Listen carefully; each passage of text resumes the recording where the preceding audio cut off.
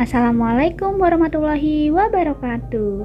Selamat pagi, selamat siang, dan selamat malam. Gimana nih kabarnya? Aku harap sih semuanya baik-baik aja. Oh iya, di sini aku sebagai narator dari kelompok 3 akan membahas sedikit tentang buku besar utama dan buku besar pembantu. Sebelum kita ke pembahasan selanjutnya, aku akan memperkenalkan dulu nih anggota-anggota dari kelompok kami. Yang pertama ada Silvana Rahmawati, saya sendiri sebagai narator dan pemimpin grup. Lalu yang kedua ada Yara Imatu Husaini, yang ketiga ada Risma Amelia, yang keempat ada Muhammad Rifaldi, dan yang kelima ada Ilham Maulana.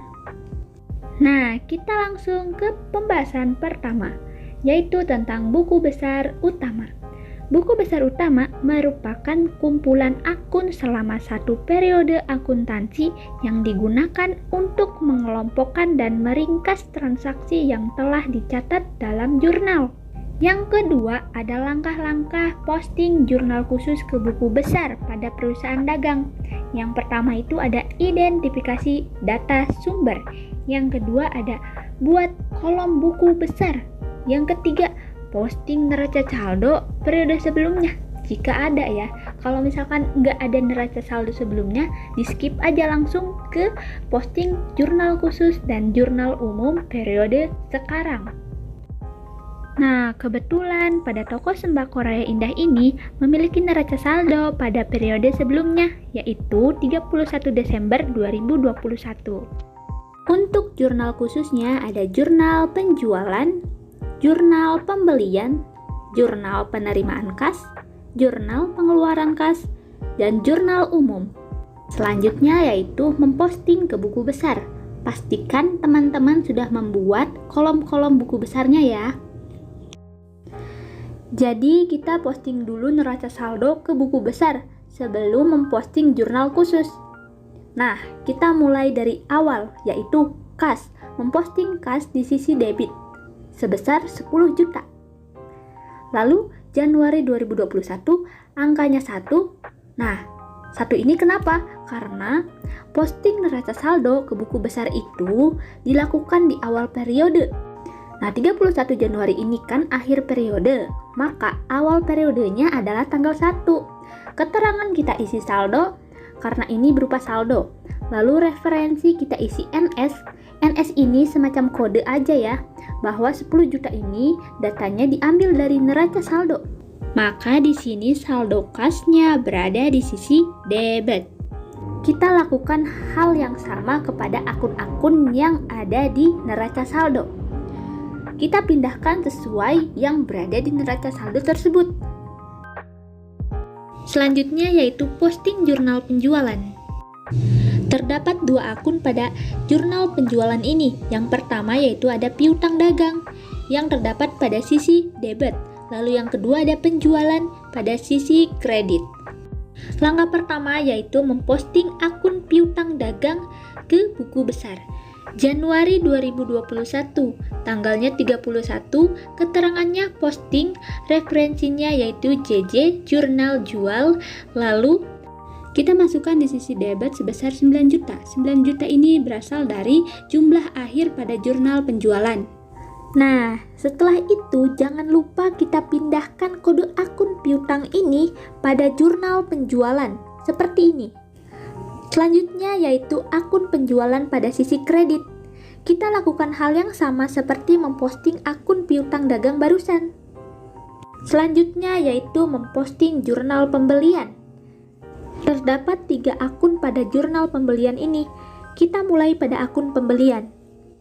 Januari 2021, tanggalnya kita isi 31, keterangannya posting, referensinya yaitu JB, jurnal beli. Kita isi di bagian debit sebesar 5 juta. Saldonya kita juga isi di bagian debit sebesar 5 juta. Untuk 2 akun lagi, kita lakukan hal yang sama seperti memposting akun pembelian barusan. Selanjutnya kita akan memposting jurnal penerimaan kas. Terdapat 5 akun pada jurnal penerimaan kas ini. Nah, kita mulai dari akun kas. Januari 2021, tanggalnya 31, keterangannya posting, referensinya JKM, jurnal kas masuk, debitnya yaitu 12.840. Saldonya di sisi debit sebesar 22.840.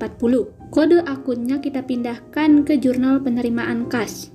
Untuk 4 akun lainnya, kita lakukan hal yang sama seperti memposting akun kas barusan. Selanjutnya adalah memposting jurnal pengeluaran kas. Terdapat 7 akun pada jurnal pengeluaran kas ini. Kita mulai dari akun utang dagang terlebih dahulu. Januari 2021, tanggalnya 31, keterangannya posting. Referensinya JKK, jurnal kas keluar. Nah, kita taruh di sisi debit sebesar 500. Saldonya kita taruh di sisi kredit. Yang sebelumnya 8 juta, kita kurangi dengan 500. Kenapa? Karena 500 berada di sisi debit. Maka jumlahnya yaitu sebesar 7.500.000. Lalu, kode akunnya kita pindahkan ke jurnal pengeluaran kas.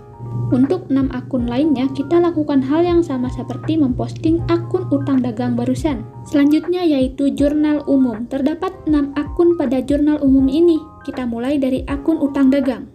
Januari 2021, tanggalnya 31, keterangannya posting, referensinya JU, jurnal umum. Kita taruh di sisi debit sebesar 300. Lalu saldonya kita taruh di sisi kredit. Karena 300 ini berada di sisi debit, maka yang sebelumnya 7.500.000 kita kurangi dengan 300. Jadi jumlahnya yaitu sebesar 7.200.000. Kode akunnya kita pindahkan pada jurnal umum. Untuk 5 akun lainnya, kita lakukan hal yang sama seperti memposting akun utang dagang ini. Ini adalah hasil dari memposting jurnal khusus ke buku besar.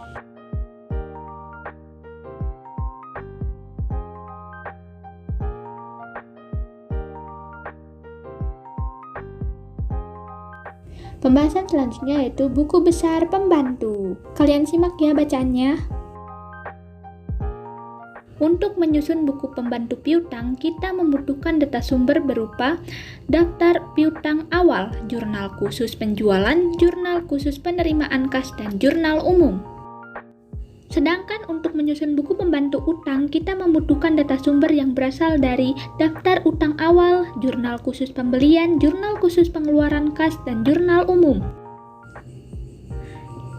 Kita akan membuat buku piutang terlebih dahulu ya. Nah, kebetulan pada toko Sembako Raya Indah ini memiliki daftar saldo piutang dagang kepada toko Mandala sebesar 500. Data ini diperoleh dari neraca saldo periode sebelumnya, yaitu pada periode Desember 2020. Langkah selanjutnya kita buat dulu buku besarnya. Setelah nama tokonya, kita tulis dulu kodenya, yaitu 113.1. 113 itu nomor akun untuk piutang, dan 1 ini adalah nomor kode toko Mandala ini. Januari 2021, tanggalnya 1, keterangannya saldo, referensinya NS atau neraca saldo. Nah, di sini tidak ditulis keterangan debit atau kredit karena ini piutang tetap harus ditulis di sisi debit sebesar 500. Lalu saldonya di sisi debit sebesar 500. Langkah memposting neraca saldo periode sebelumnya sudah selesai. Selanjutnya kita akan memposting jurnal penjualan ke buku pembantu piutang.